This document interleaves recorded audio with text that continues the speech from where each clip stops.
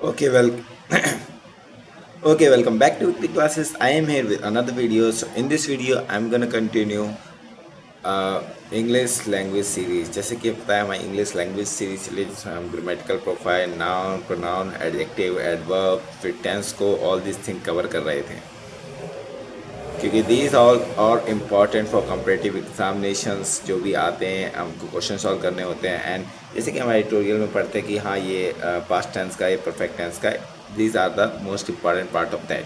तो उसी चीज़ को कंटिन्यू करते हुए लास्ट टाइम हमने हमने पढ़ा था past perfect continuous tense, PPC. तो today we will read future tense. Future के 4 पार्ट और रह गए, then we will finish and we will do the advance thing. Okay, are you ready? Okay, so let's jump into our slide.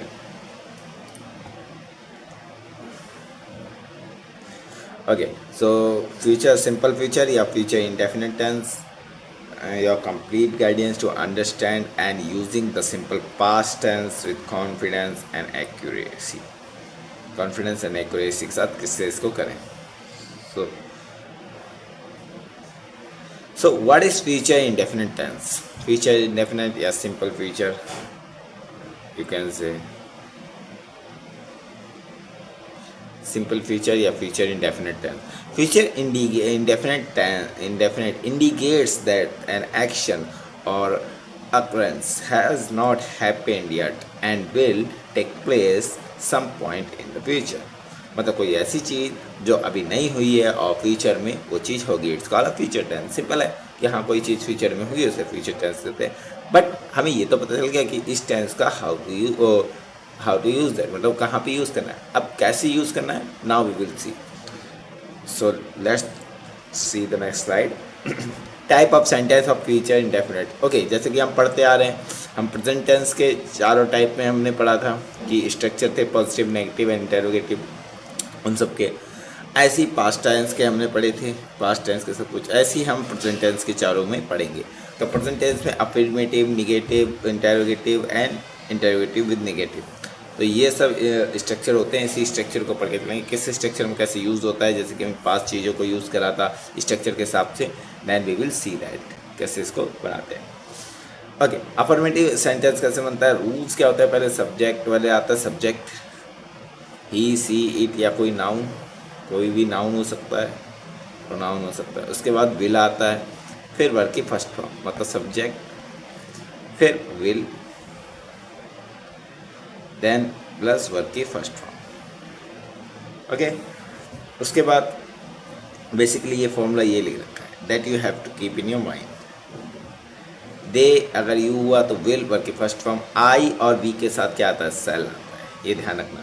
और सभी के साथ will आता है, आई और वी के साथ सेल आता है, बाकी सभी के साथ विल। वो फॉर्मूला क्या लगेगा, सब्जेक्ट कोई भी आएगा, ध्यान रखना आई भी आया तो सेल आएगा वरना विल आएगा। एंड उसके बाद वर्ब की base form, first form and object और बाकी की different things. So this is the structure you should know in your mind.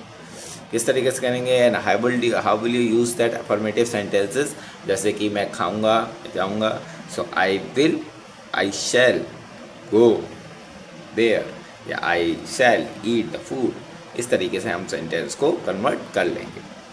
Okay, that is also easy. Now jump on the example देख लेते हैं। He will meet his friend after school. After school के बाद वो अपने दोस्त से मिलेगा।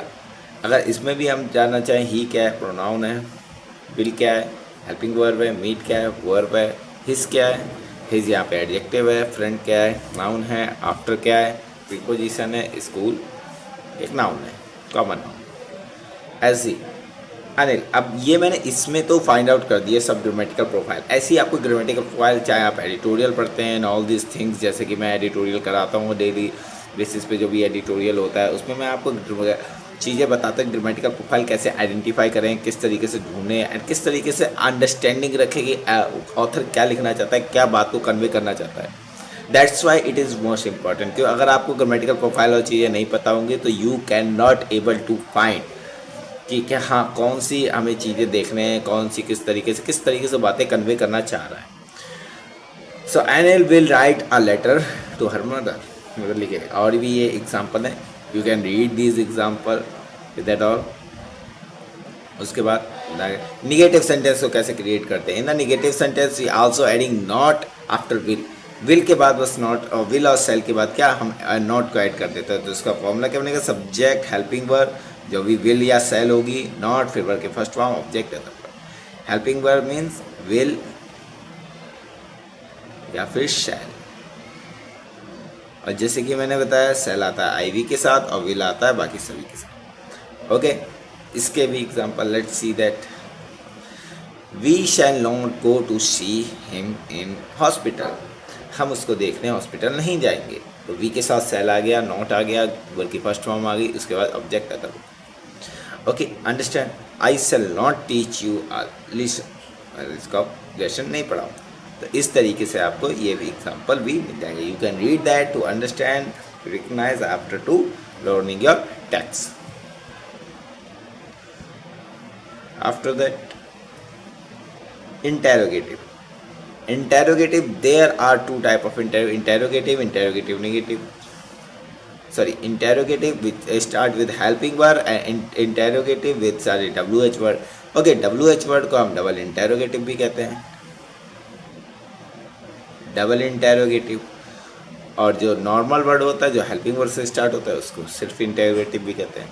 तो जो सिंपल इंटेरोगेटिव वो उसका स्ट्रक्चर ये है, विल सेल आएगा, सब्जेक्ट आएगा, बल्कि फर्स्ट फॉर्म ऑब्जेक्ट रहता है। जो WH वर्ड से स्टार्ट होंगे, WH वर्ड कितने होते हैं, 8 होते हैं, you should know that.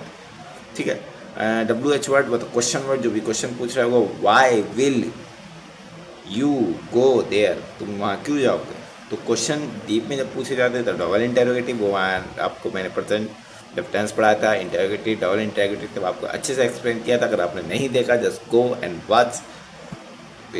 and watch these things and make sure to understand to double interrogative and single interrogative में क्या डिफरेंट होता है। Okay, after some example we can see that will the girl read the room, ये single interrogative का example. अब यहाँ पे question लगा, ये वाला एग्जाम्पल देखिए, who will sleep in class, कौन क्लास में सोएगा, who will sleep in the class। तो ये सिंगल इंटेरोगेटिव हो जाएगा, ये double interrogative. I hope you understand all this things. किस तरीके से एग्जाम्पल लिखे, why will they learn this lesson, ये लेसन क्यों लिखे, क्यों लर्न करेंगे। ठीक है, तो इस तरीके से these are the example you can set in your mind. और जिस तरीके से आप रीडिंग करेंगे एडिटोरियल में, चाहे आपको question basis by whatever this comes, you have to understand to all this things. So that's for all for the victory classes. So I hope you like this video. Hit the like button and just keep painting, picturing everything. Okay, ये past continuous की slide लगी है, तो ये future का है, simple future. So painting and picturing all this future जो मैंने स्ट्रक्चर बताया, चाहे वो नेगेटिव का हो, अफर्मेटिव का हो, चाहे पॉजिटिव का हो, आईवी के साथ सेल लगना है और बाकी सभी के साथ विल लगना है। कीप प्रैक्टिसिंग, प्रैक्टिस करते रहिए। इसेंशियल ग्रामेटिकल स्ट्रक्चर जो भी है, negative, interrogative, double interrogative, and just keep learning, grow with us. So hit the like button, subscribe this channel. I will see you in next video. Till that, thank you, bye.